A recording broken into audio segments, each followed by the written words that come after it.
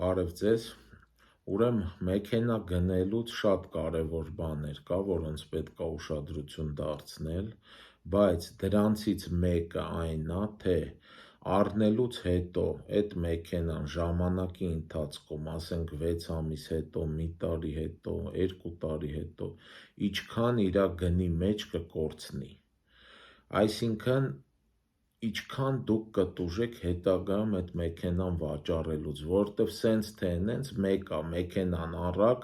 երբևէ պետք է վաճառեք տարբեր պատճառներով, փողապետ կամ վաճառում եք ավելի նորը գնեք եւ այլն, այդ կարևոր պահ է, դրան շատերը գնելուց ուշադրություն չեն դարձնում, բայց հետո տեսնում են, որ շատ գումար կորցրեցին, անպայման այդ ֆակտորին ուշադրություն դարձրեք, Տեսլա Cybertruck-ի օրինակը բերեմ, 4,5 անգամ գինը ընկավ, այսքանը ստեսցն։